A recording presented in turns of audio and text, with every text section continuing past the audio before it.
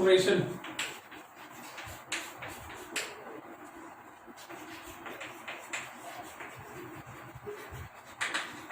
Acceleration is rate of change of velocity with respect to time. Velocity के rate of change को आप acceleration कहते हैं time के रिस्पेक्ट में। ये एक्सेलरेशन भी आप दो पार्ट में देख सकते हैं। ए होता है average acceleration,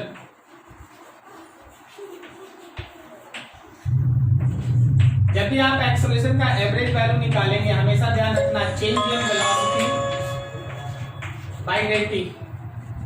change in velocity का मतलब होगा एकदम simple, final velocity minus initial velocity, vector form में लिखना है, और नीचे time final minus time initial.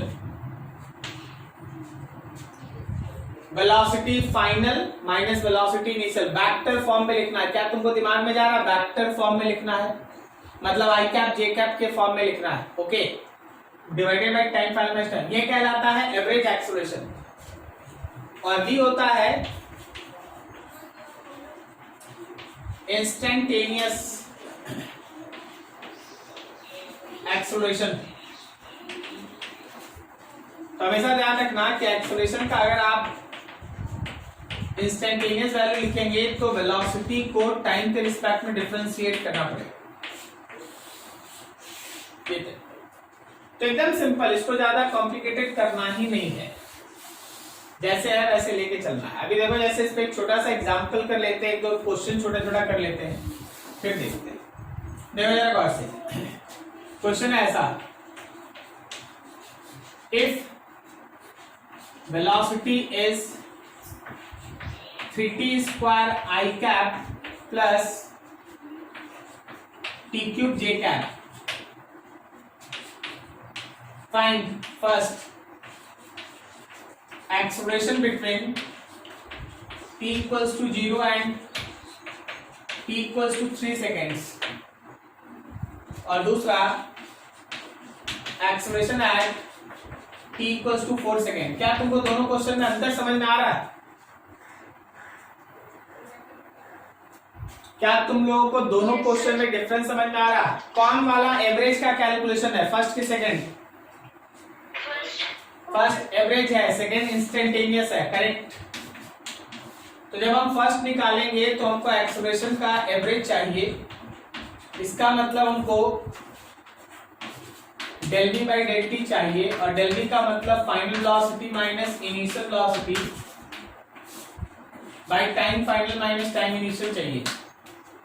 Final velocity के लिए जो मेरा इक्वेशन वेलोसिटी का उसमें फाइनल टाइम पुट करेंगे तो वैल्यू हो गया, देखो समझो, 3 का स्क्वायर आई कैप प्लस 3 का क्यूब जे कैप, ये फाइनल था, माइनस इनिशियल 3 0 का स्क्वायर और 0 आई कैप और 0 का cube j cap,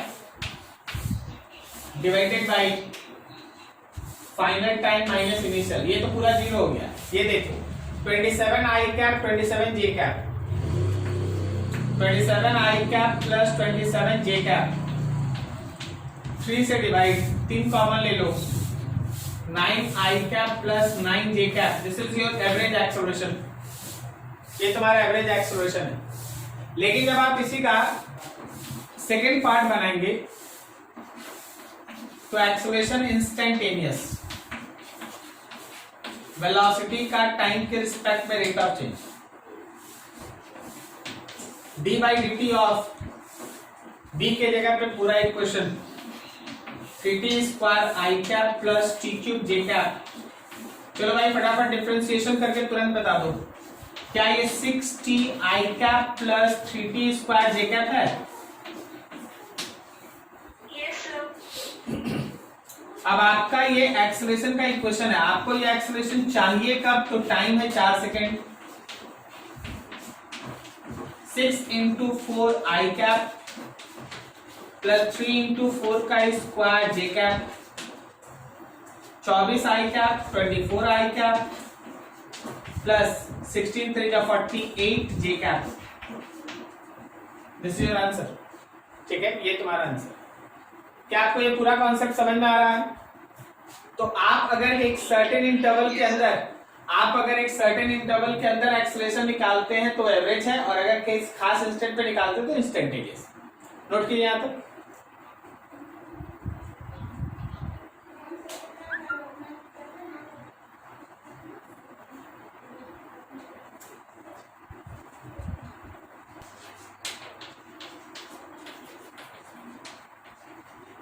A body moves on circular path with constant speed v. Find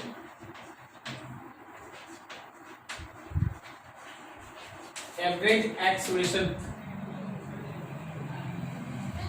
between A and B। ये और भी 2 पॉइंट दिखा है। इस सर्कुलर पाथ पे एक बॉडी कांस्टेंट स्पीड से मूव कर रहा है इस डायरेक्शन में, ऐसे घूम रहा है। ए पॉइंट यहां है, बी पॉइंट यहां है। यहां पे टाइम था 0 और यहां पे टाइम है मान लो 5 सेकेंड। तो बोला गया जब बॉडी ए से बी तक पहुंचा है तो उसका एवरेज एक्सेलरेशन बताओ। चलो जी बोलो कैसे बनेगा, बताओ तो। क्वेश्चन देख लो, कांस्टेंट स्पीड v से मूव कर रहा है। अब बोलो क्या? 0 सर। फिर से एक बार।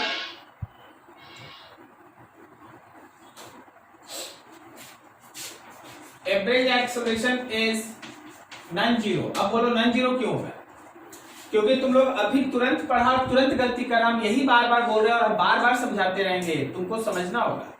याद रखना ये स्पीड नहीं है, ये वेलोसिटी है। तो सर इसका मतलब क्या? देख ए पॉइंट पे वेलोसिटी का डायरेक्शन ये होगा ना, तो इनिशियल वेलोसिटी तुम लिखेगा भी जे कैप, और यहां पे टेंजेंटली इधर ना जाएगा वेलोसिटी, तो जो तुम फाइनल वेलोसिटी लिखेगा वो लिखेगा v माइनस आई कैप। क्लियर हुआ? बोलो जी बोलो, समझ में आ रहा है? तो अब जब तुम एक्सेलरेशन का एवरेज लिखेगा तो तुम लिखेगा final velocity minus initial velocity by time final minus time initial. तो फाइनल वेलोसिटी में तुम लिखेगा v के साथ माइनस आई कैप, और यहां लिखेगा v के साथ j कैप। क्या ये दोनों कट जाएगा कि आप लोग जीरो बोल रहे हैं? सो आपका एक्सेलरेशन का एवरेज वैल्यू होगा minus v i cap minus v j cap divided by time 5। और आगे अगर कुछ और कैलकुलेशन करना होगा, जैसे मैग्नीट्यूड निकालना है तो कर लेते। Did you get this? कि आप जो यूज कर रहे हैं वो वेलोसिटी है, वो स्पीड नहीं है। ठीक है, तो हड़बड़ाना नहीं है, सोच समझ के ना स्पीड के बेसिस पे अपना आंसर देना, सॉरी वेलोसिटी के बेसिस पे आंसर देना, स्पीड के बेसिस पे नहीं। नोट करो उसको भी।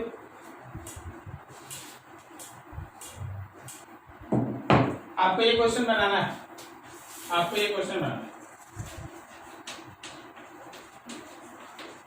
A car is moving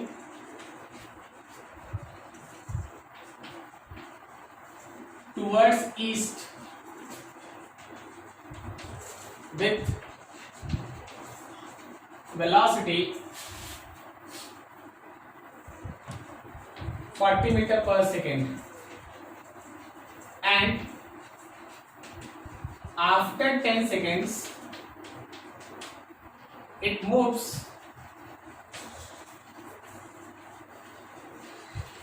towards north with velocity 30 meter per second. Find acceleration of car। चलो जी बनाओ, फटाक से बनाओ। नॉर्थ ईस्ट को ले लेना, आई कैप, ईस्ट आई कैप होगा।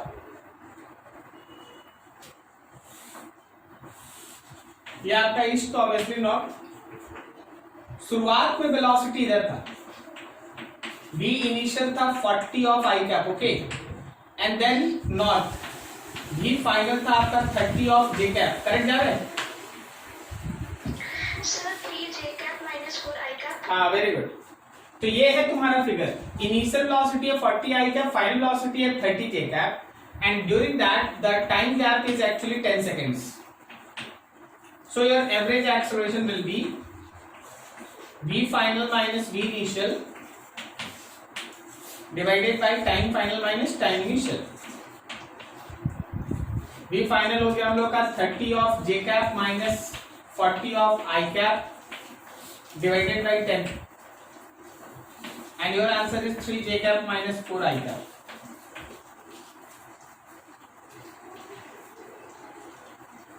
सही है?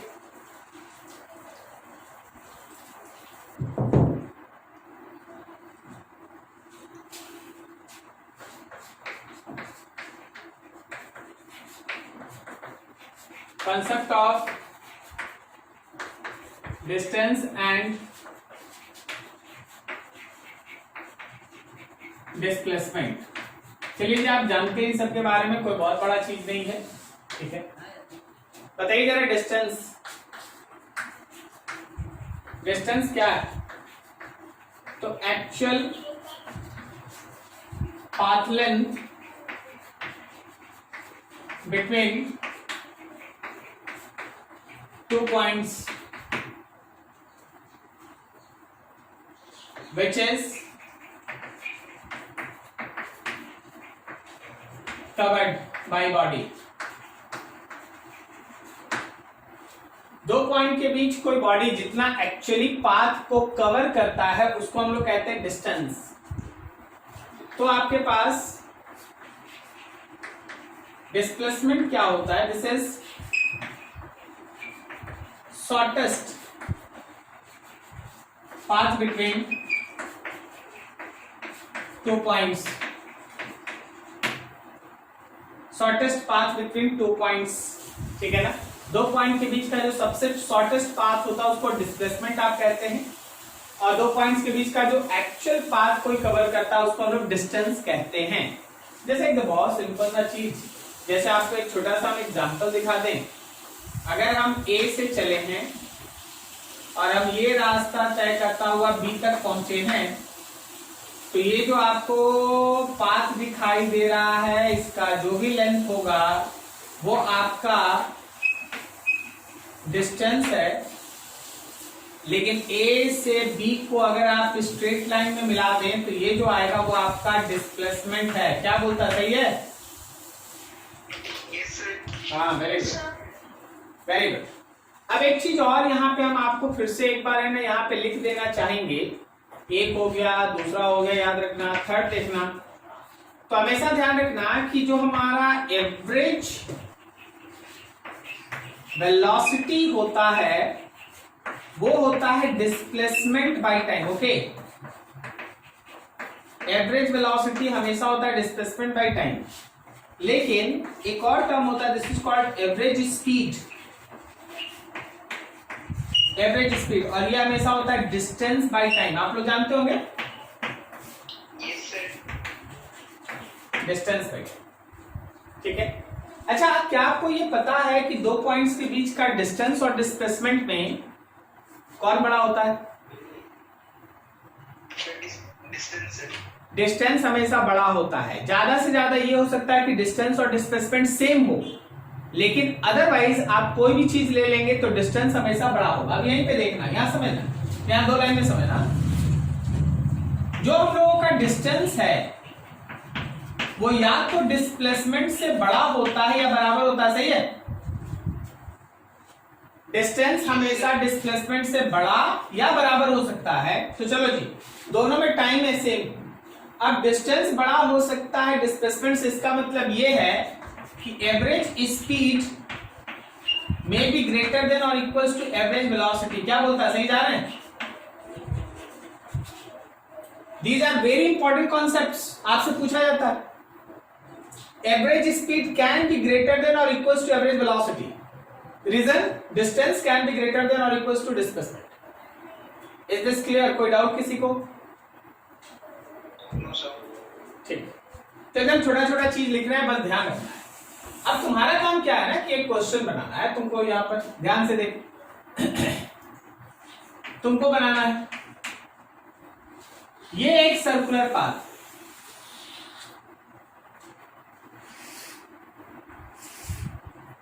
यहां सेंटर है, इसका रेडियस अपना रेडियस है आर, ये पॉइंट है ए, ये पॉइंट है बी, ये पॉइंट है सी और ये पॉइंट है डी। यहां पे था 0 टाइम पे, यहां पे पहुंचा है t0 टाइम पे, यहां पहुंचा है 2t0 और यहां पहुंचा है 3t0 और पूरा सर्कल कंप्लीट हो गया 4t0। क्लियर है? 0 टाइम से t0, 2t0, 3t0, 4t0। अब तुम्हारा काम ये है इस चार्ज को भरना बिटवीन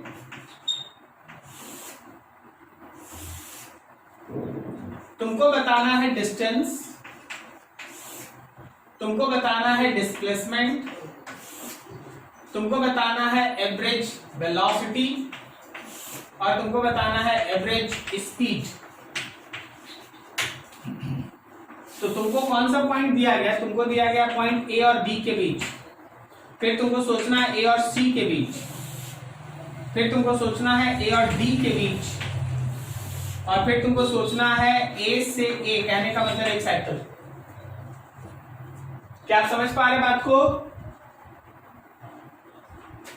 तो इसको आप नोट कीजिएगा और इसको भरिए, इसको बनाइए, इसको बनाइए। चलिए बनाइए फटाफट।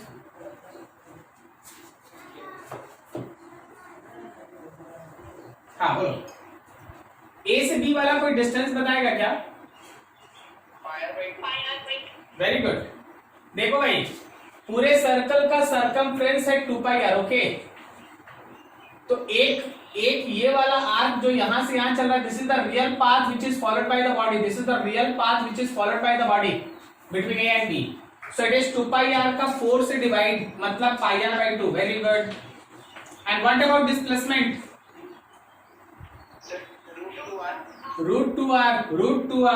√2r. This is the displacement, shortest path between A and B, √2r. So average velocity is displacement √2r by time t0 and average speed is πr/2 divided by t0. क्या जी सही है? Now think from A to C. What is the actual path covered by the body? केवल πr. This is the distance, actual path, 2πr, semicircle. Displacement is 2r. नहीं समझे? अरे यार, displacement ना A से लेके यहां तक है। yes, sir. डिस्टेंस तो ये है ना, इस पे चल रहा है ना बॉडी। क्या बोलता है? yes. तो एवरेज वेलोसिटी हो गया 2r बाई टाइम लगा है 2t0 और एवरेज स्पीड हो गया πr बाई 2t0। ए से डी लो, ए से डी। चलो ए से चलते चलते चलते चलते चलते चलते डी तक जाओ। बोलो जी कितना डिस्टेंस कवर किए हम लोग? क्या हम लोग 3πr/2 कवर किए? क्या सही है ना? देखो πr/2 πr/2 πr/2 3πr/2। कोई बताओ डिस्प्लेसमेंट कितना है? √2r। तो जब आप वेलोसिटी निकालेंगे तो लिखेंगे 3πr/2 डिवाइडेड बाई 3t0। गलत बोल दिए, वेलोसिटी लिखना था हमको।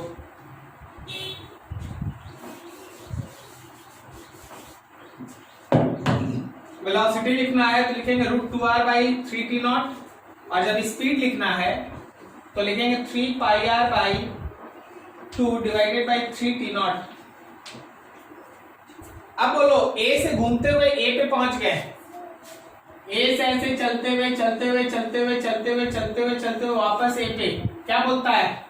Distance, 2 pi r, displacement, average velocity, 0, average speed 2 pi r by 4 t not. Sir हाँ बोलो जी। 2 और 4 को कट नहीं कर सकते? कर सकते हो, बिल्कुल कर सकते हो, करेंगे। वो तो तुम लोग का अपना काम कर लेना, हमको उसमें क्या। ठीक है, अब देखो जैसे यहाँ क्या क्या मैथमेटिक्स है, हम मैथमेटिक्स नहीं छुएंगे आपका, हम बस फिजिक्स छुएंगे।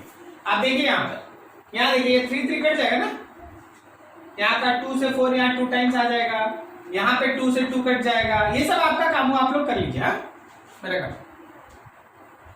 अब जरा सब कुछ देखना ध्यान से। तो हर इंटरवल में देखो, एवरेज वेलोसिटी का वैल्यू अलग अलग है, लेकिन एवरेज स्पीड सब जगह सेम है। गौर करना, क्या ये पाई आर बाई 2 टी नॉट है? तो ये भी देखो पाई आर बाई 2 टी नॉट है, इसको भी देखो पाई आर बाई 2 टी नॉट है, इसको भी देखो पाई आर बाई 2 टी नॉट है। समझ में आ रहा? मतलब ये एक ऐसा मोशन है, in this case average speed constant है, लेकिन एवरेज वेलोसिटी कांस्टेंट नहीं है। वेलोसिटी वेरिएबल है, देखो हर बार अलग अलग, लेकिन स्पीड सब जगह सेम। क्या आपको समझ में आ रहा बात? Yes sir. ठीक है, चलिए। अच्छा, तो आपको डिस्टेंस और डिस्प्लेसमेंट का एक कॉन्सेप्ट दिए, वो समझ में आया। अब चलिए थोड़ा आगे बढ़ते हैं।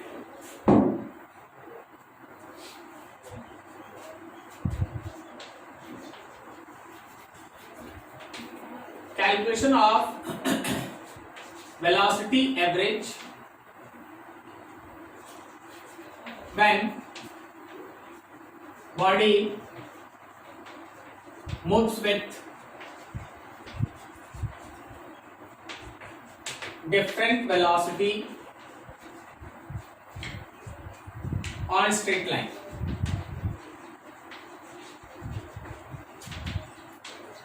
देखो क्या करने जा रहे हैं हम लोग, इसको 2-3 सेक्शन में डिवाइड करेंगे, देखना और समझना। पहला, if any body moves with velocity v1 and v2 for 2 equal half of motion on a straight line, motion on a straight line between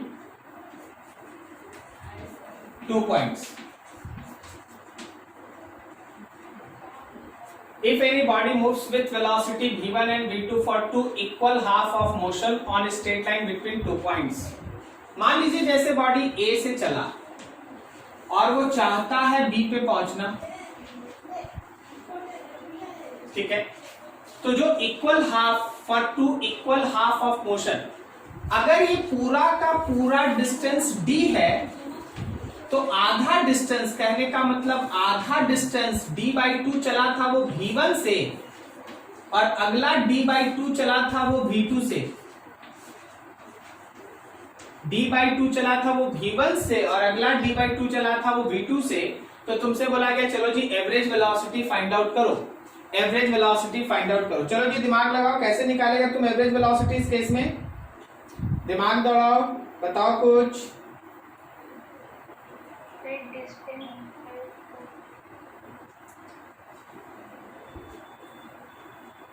देखिए समझिएगा, बहुत ध्यान से समझिएगा। जब भी आप एवरेज वेलोसिटी निकालते हैं ना, your full concept is displacement by time. Okay,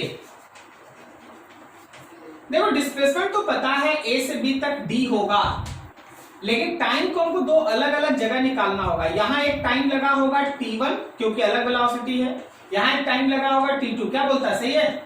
t1 plus t2। तो अभी देखो इसको हम लिख दिए d, और नीचे जब हम t1 निकालेंगे तो क्या डिस्टेंस बाय वेलोसिटी करेंगे? बोलो बोलो।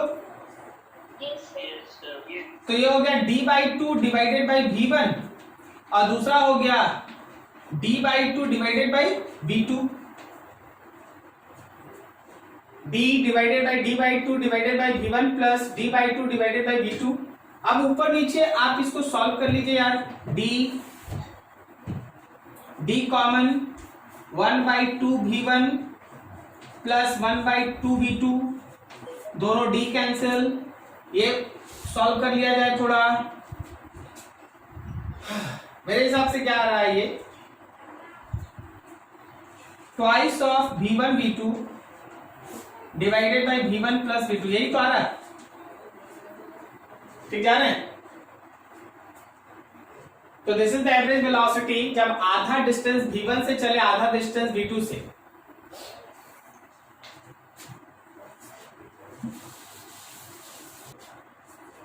If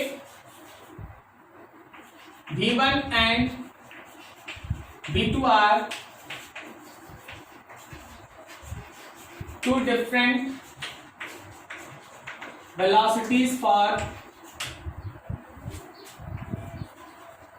equal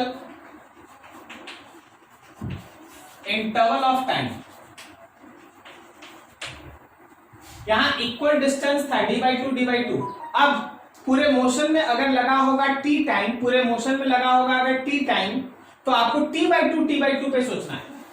देखिए a से चला है और पहुंचा है b पे। मान लीजिए 0 टाइम में मोशन स्टार्ट हुआ था और t टाइम में खत्म हुआ, तो t/2 तक v1 से चला और अगला t/2 v2 से चला। तो क्या यहां से यहां तक का हम डिस्टेंस d1 लिखेंगे वेलोसिटी इनटू टाइम, और यहां से यहां तक का हम डिस्टेंस d2 लिखेंगे इसका वेलोसिटी इनटू टाइम। क्या आपको समझ में आ रहा बात? सुनाई नहीं दिया? बोलो जी, बोलो फटाफट। What is difference between these two questions? What is difference between these two questions? यहां पे डिस्टेंस आधा था, हम लोग टाइम निकाले थे। यहां पे टाइम हाफ है, हम लोग डिस्टेंस निकाल रहे। अब यहां पे अच्छा, बहुत कोई ये भी बोल सकता है कि सर वेलोसिटी निकाल रहे हैं और आप डिस्टेंस बोले जा रहे हैं। जब तक बॉडी स्ट्रेट लाइन में चलता रहता है, वापस नहीं आता, याद रखना डिस्टेंस और डिस्प्लेसमेंट सेम होता। ओके, समझे हम क्या बोलूं? ठीक है, तो अब देख यहां पे अगर एवरेज वेलोसिटी निकालना है तो total displacement by total time. अब डिस्प्लेसमेंट में दो चीज d1 और d2 और टाइम में पूरा t। तो d1 कितना है? तो d1 है हम लोगों का v1 t/2, d2 कितना है? v2 t/2 और नीचे डिवाइड कर दे t से, सब t cancel, then v average is v1/2 plus v2/2, or you can say that v1 plus v2/2, this is average velocity। v1 plus v2/2, this is average velocity। Did you get this? समझ में आ रहा क्या हो रहा है? बोलो जी, बोलो, समझ में आ रहा है?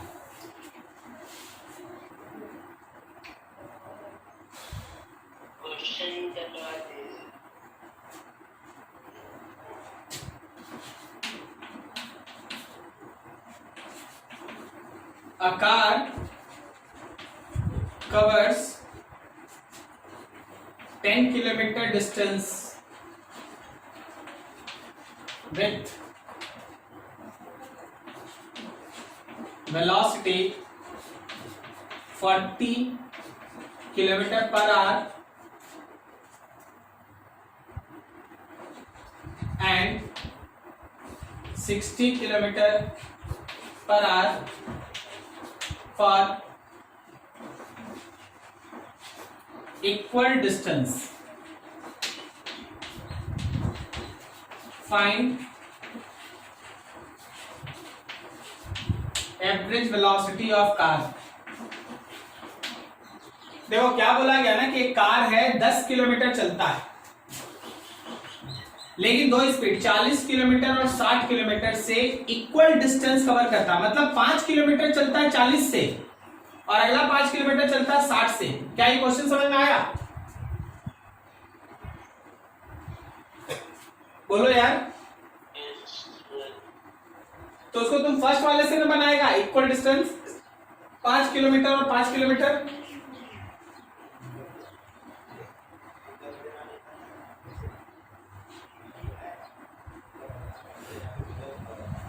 अच्छा, आप लोगों को आवाज क्लियर आ रही है मेरी? अच्छा, हाँ ना नहीं बोलिएगा, कुछ समझिएगा और रिस्पॉन्स नहीं कीजिएगा, नहीं समझिएगा तो भी नहीं रिस्पॉन्स, पढ़ाएंगे कैसे? तो वो समझ में आया कि वो 5-5 किलोमीटर का दो इंटरवल है, 40 किलोमीटर पर आवर और 60। जब हम लोग उसका आंसर क्राफ्ट करेंगे तो हम लोग जब वेलोसिटी एवरेज लिखेंगे तो हम लोग लिखेंगे डिस्प्लेसमेंट बाय टाइम। डिस्प्लेसमेंट मेरा पूरा 10 किलोमीटर होने वाला है, लेकिन टाइम हमको T1 और T2 करके निकालना होगा 10 किलोमीटर। अब T1 जब निकालेंगे तो 5 किलोमीटर चला है, किस रफ्तार से चला है? 40 किलोमीटर पर आवर। और अगला 5 किलोमीटर चला है, किस रफ्तार से चला है? तो 60 किलोमीटर पर आवर। आराम से इसको सॉल्व करो, आंसर आ जाएगा। अगर किसी को फॉर्मूला याद रहता तो इसी का ना फॉर्मूला हम लोग थोड़ी देर पहले निकाल के रखे, 2v1v2 divided by v1 plus v2, कोई डायरेक्ट इसको यूज करके आंसर लिया था।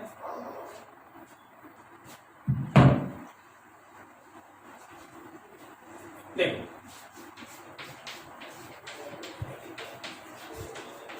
concept of equation of motion, बस हम आपको आज केवल इंट्रोड्यूस करा दें, अगले दिन से काम करेंगे। Equation of motion, 4 equation. सबसे पहले v equals to u plus at, जानते हैं आप लोग, सब कोई लोअर क्लास में पढ़ के आए, ओके। सेकेंड है आपके पास s is equals to ut plus half at square, सही है।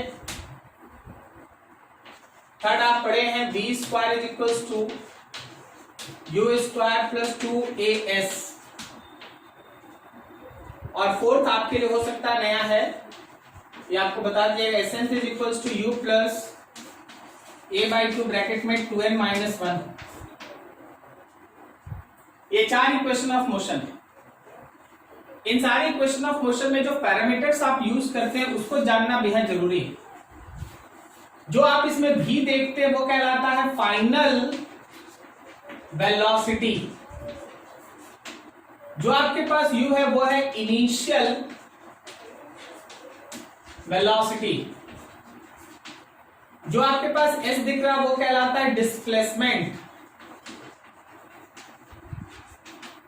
और जो आपको a दिखाई दे रहा है वो कहलाएगा एक्सेलरेशन।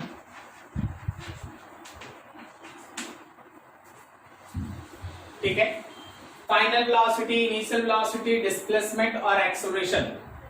याद रखिएगा कि इस s को आप डिस्टेंस भी लिखते हैं, लेकिन डिस्टेंस आप तभी लिखेंगे जब आपका डिस्टेंस और डिस्प्लेसमेंट सेम हो। अदरवाइज s का मीनिंग क्या है? तो s का मीनिंग है डिस्प्लेसमेंट। अब एक चीज, ये जो भी आपको इक्वेशन ऑफ मोशन दिख रहा है, these equation of motions are only applicable if acceleration is constant. very important. आप इन इक्वेशन ऑफ मोशंस को आप तभी यूज कर सकते हैं जब आपका एक्सेलरेशन कांस्टेंट हो। आप इन इक्वेशन ऑफ मोशंस को तभी यूज कर सकते हैं जब ये एक्सेलरेशन कांस्टेंट हो। इसका मतलब क्या है? इसका मतलब ये है कि अगर a लिखा है 2 मीटर पर सेकेंड स्क्वायर तो अप्लीकेबल है, लेकिन अगर a लिखा है 2t तो ये अप्लीकेबल नहीं है। अगर a लिखा है 3x स्क्वायर तो ये अप्लीकेबल नहीं है। पता चला क्यों? क्योंकि ये समय के साथ वैरी करेगा, ये डिस्टेंस के साथ वैरी करेगा, तो जहां भी एक्सेलरेशन वेरिएबल होगा आप इन इक्वेशन ऑफ मोशन को यूज नहीं करेंगे। इन इक्वेशन ऑफ मोशन को केवल और केवल आप तभी यूज करेंगे when your acceleration is constant. Very very important. क्या तुमको ये लाइन समझ में आ रहा है? इसका फंडा समझ में आ रहा है क्या हो रहा है? ठीक है, तो आप अगर एक्सेलरेशन कांस्टेंट है तभी आप इसका यूज करेंगे, अदरवाइज इसका यूज नहीं करेंगे। हाँ, अब देखो जैसे मान लो हम छोटा छोटा एक दो एग्जांपल में इसको आज क्लियर कर देते हैं, बाकी तो एक बहुत लंबा चौड़ा डिस्कशन है। क्वेश्चन ऐसा है,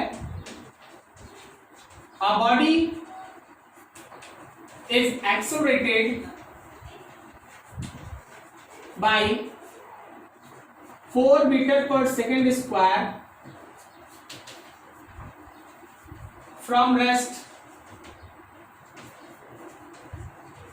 then find, first बोला गया velocity after 10 seconds, दूसरा displacement in 6 seconds। कोई एक बॉडी रखा हुआ था, उसके बाद उसको एक्सेलरेट कर दिया गया। कौन सा एक्सेलरेशन है? तो एक्सेलरेशन है 4 मीटर पर सेकंड स्क्वायर। तुमको उसके बेसिस पे वेलोसिटी और डिस्प्लेसमेंट निकाल। तो क्वेश्चन क्या कहता है कि एक्सेलरेशन लीजिए 4 मीटर पर सेकंड स्क्वायर और उसका इनिशियल वेलोसिटी लीजिए 0, क्योंकि रेस्ट में था। अब अगर हमको v चाहिए तो हम u प्लस at यूज कर लेंगे। तो u का वैल्यू 0, एक्सेलरेशन है 4 और टाइम है 10, सो 40 ना, 40 मीटर पर सेकेंड।